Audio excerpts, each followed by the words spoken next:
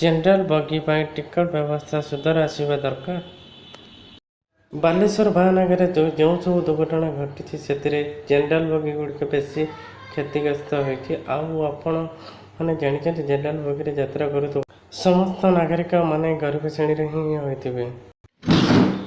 ଆପଣ ଜାଣି ଖୁସି ହେବେ ଭାରତୀୟ ରେଳ ବିଭାଗରେ ଜେନେରାଲ ବଗିର ଟିକଟ ବ୍ୟବସ୍ଥା ଅତ୍ୟଧିକ ହାସ୍ୟାସ୍ପଦ। ଜେନେରାଲରେ ଟିକଟ କାଟିବାରୁ ନେଇ ଯାତ୍ରା ଶେଷ ଯାଏଁ ଯାତ୍ରୀଟି ଖାଲି କଲବଲ ହେଉଥାଏ। ବଗିରେ ବସିବାକୁ ମଧ୍ୟ ସଂଘର୍ଷ, ବେଳେବେଳେ କଥା ହାତାହାତିକୁ ମଧ୍ୟ ଚାଲିଯାଏ। ବଗିରେ ବସିବା ପରେ ସିଟ୍ ପାଇବା ପାଇଁ ମଧ୍ୟ ନାକଦମ ସିଟ୍ ମିଳିଗଲା ତ ଭଲ, ନହେଲେ ଗହଳି ଭିତରେ ଓହଳି ଓହଳି ଯାତ୍ରା କରିବାକୁ ପଡ଼ିଥାଏ। ବାକି ଟଏଲେଟ୍ ଓ କ୍ୟାଟରିଂ କଥା ନ କହିବା ଭଲ। ଜେନେରାଲରେ ଟିକଟ ମାଗଣାରେ ମିଳେନି, ଏଥିପାଇଁ ବି ରେଲୱେ ପଇସା ନିଏ। ମାତ୍ର ପଇସା ବଦଳରେ ଯେଉଁ କାଗଜ ଖଣ୍ଡେ ମିଳେ ସେଥିରେ ଯାତ୍ରୀର ନାଁ, ଗାଁ କି ଠିକଣା ନଥାଏ। ଥରେ ଭାବନ୍ତୁ, ଦୁର୍ଘଟଣା ଘଟିବା ପରେ ମୃତାହତ ଘଟିଲେ ଶବ ଚିହ୍ନଟ କିପରି ସହଜ ହେବ?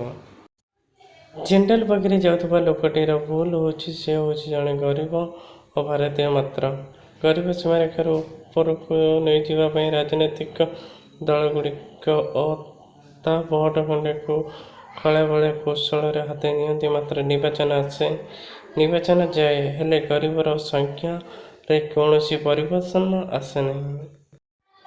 ମହାନଗରରେ ସେୟା ହିଁ ହୋଇଛି। ରେଲୱେ ତରଫରୁ ଘୋଷଣା କରୁ ଜେନେରାଲ ଡବାରେ କେତେ ଯାତ୍ରୀ ଥିଲେ।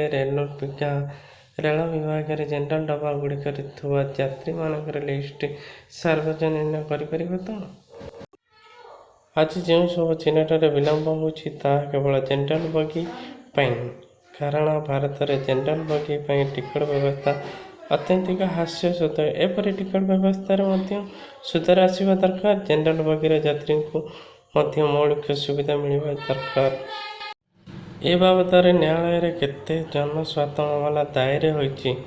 ଆଗଧାଡ଼ିର ଆଇନଜୀବୀମାନେ ଏ ପ୍ରସଙ୍ଗ ନେଇ ନୀରବ କ'ଣ ପାଇଁ? ମିଡ଼ିଆରେ ଏହା ଏକ ପ୍ରସଙ୍ଗ, ପ୍ରାଇମ୍ ଟାଇମ୍ ଡିବେଟ୍ରେ ଚର୍ଚ୍ଚା ହେଉନି କ'ଣ ପାଇଁ? ୟା ପଛରେ ଏକ ବିରାଟ ଅର୍ଥନୈତିକ ଅଭିସନ୍ଧି ରହିଛି। ଶୁଣିବାକୁ ମିଳେ କି ପ୍ରତିବର୍ଷ ରେଲୱେ ଜରିମାନା ବାବଦରେ କୋଟି କୋଟି ଟଙ୍କା ଜେନେରାଲ ଡବାଗୁଡ଼ିକରୁ ଆଦାୟ କରିଥାଏ। ଏସବୁର କିଛି ସରକାରୀ ଖାତାକୁ ଆସେ, ଆଉ କିଛି ରାଜଭୋଗରେ ଲାଗେ। ବା ବା ବା।